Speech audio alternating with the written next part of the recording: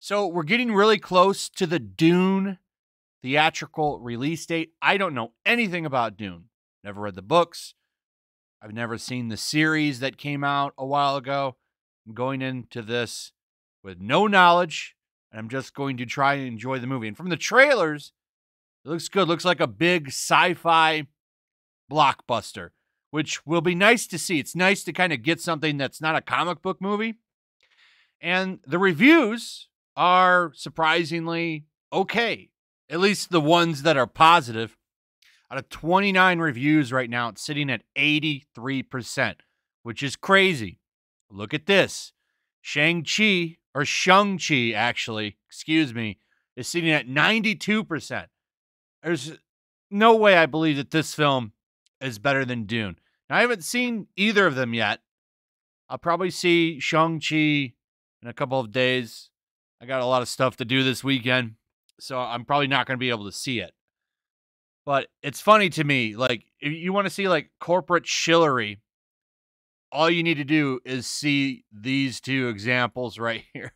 And then, by the way, this is the highest rated audience score for a Marvel movie ever, I believe. It's likely being review bombed, not in a negative way, but in a positive way. And what's funny about that, or where are the articles talking about? Well, it must all be natural this time. Sure, more positive ranking than Infinity War and Endgame. Sure, buddy. Sure, but where are the articles on that? You won't see them. We're going to come back to Shang-Chi in a minute. I wanted to focus on these Dune scores for a second because there's some funny stuff. Now, most reviews are actually pretty sane. They give you the thoughts, like this one. The casting choices are poor. It's a small but noticeable chip in the paint. When it comes to Dune, a work that's otherwise of such intimidating grandeur, it's hard to believe it even exists in the first place. Got this one, a formidable cinematic accomplishment, a giant mood piece that can be exhilarating in its dark beauty. Dune reminds us of what a blockbuster can be. Okay, a lot of people giving it good reviews. Look at this one. Experts in the original story shouldn't be bored, though, as the mountains of exposition are nicely dished out to Paul as well. So it seems like, for the most part, it's getting pretty decent reviews. But then you look at stuff like this. This is the GameSpot review. Okay? Dune review, the one you've been waiting for. Now, this is how insane games journalists are. This is primarily a video game website, GameSpot. Okay, they praise the movie, right? All the way up until here. The elephant in the room, if there is one, is the fact that Dune is an almost 60-year-old story that suffers from a reliance on the all too familiar white savior trope. The actor, Paul Atreides, is a powerful young white man.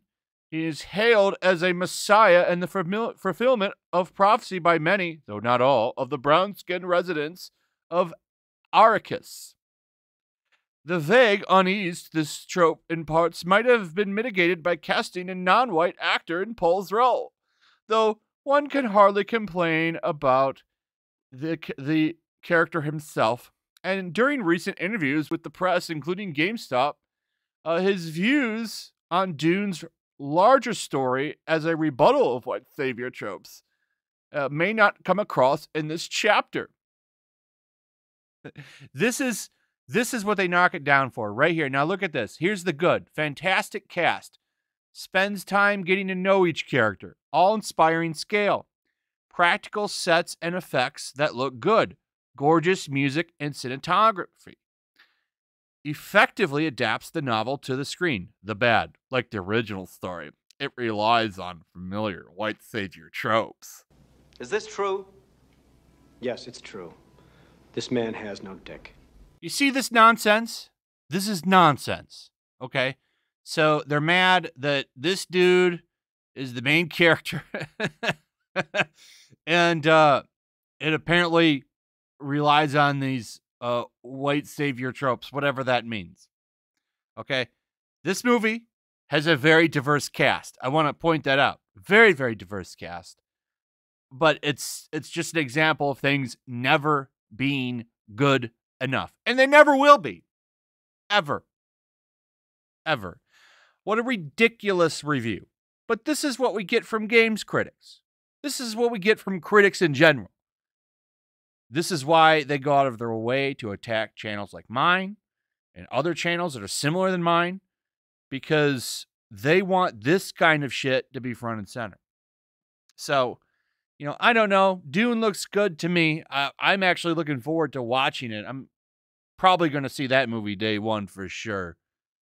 Shang Chi, by the way, is apparently smashing Labor Day opening weekend records, and it's supposedly going to make 60 million plus.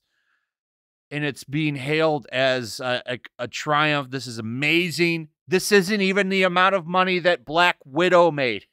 Black Widow made $80 million. But this is somehow amazing. Lord, man. I hear it's boring. I don't know. I'm going to go. I'll see it myself, and I'll let you know. But anyway, that's pretty much it. Let me know what you guys think about all of this. I'd like to hear from you. Also, if you will, please like, subscribe, share the video. Make sure you're still subscribed. Hit that notification bell. And I'll see you guys on the next one. Peace. Also, if you want to help support the channel, check out my Teespring store. There's a link in the description. You can find some merchandise in there that you might want to check out. Also, make sure to follow me over on Twitch. I do watch parties, play video games over there. They're always fun. Follow me over there and come hang out. Also, make sure you subscribe to YellowFlash, my other channel. There's a link to that in the description as well. I do a lot of live streams over there that I don't do on this channel. Usually smaller and a little bit more personal. So make sure you follow me over there and sign up.